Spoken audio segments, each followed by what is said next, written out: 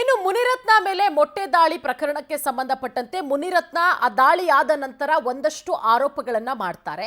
ಆ ಆರೋಪಕ್ಕೆ ಮಾಜಿ ಸಂಸದ ಡಿಕೆ ಸುರೇಶ್ ತಿರುಗೇಟನ್ನ ಕೊಟ್ಟಿದ್ದಾರೆ.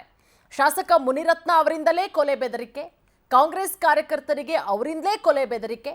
ಬೆಳಗಾವಿಯಲ್ಲಿ ಮಾಜಿ ಸಂಸದ ಡಿಕೆ ಸುರೇಶ್ ಹೇಳಿಕೆ ಕೊಟ್ಟಿದ್ದಾರೆ. ಅವರೇ ಗೂಂಡಾಗಳನ್ನ ಬಿಟ್ಟು ಗಲಾಟೆ ಮಾಡಿಸಿದ್ದಾರೆ, ಸುಮ್ಮನೆ ನನ್ನ ಮೇಲೆ ಆರೋಪ ಮಾಡ್ತಿದ್ದಾರೆ. ಮುನಿರತ್ನ ವ್ಯಕ್ತಿತ್ವ ಇಡೀ ರಾಜ್ಯಕ್ಕೆ ಗೊತ್ತಿದೆ.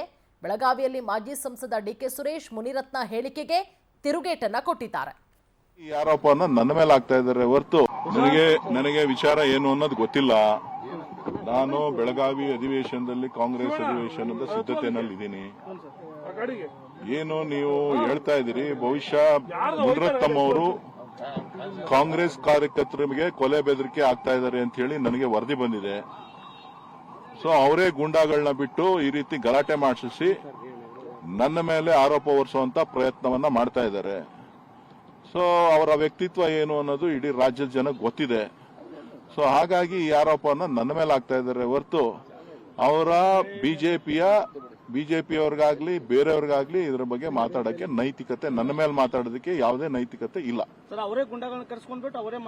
ಅವರೇ ಎಲ್ಲ ಮಾಡ್ತಾ ಇರೋದು. ನಮ್ಮ ಕಾಂಗ್ರೆಸ್ ಕಾರ್ಯಕರ್ತರ ಮೇಲೆ ಕೊಲೆ ಬೆದರಿಕೆಯನ್ನ ಆಗ್ತಾ ಇದ್ದಾರೆ.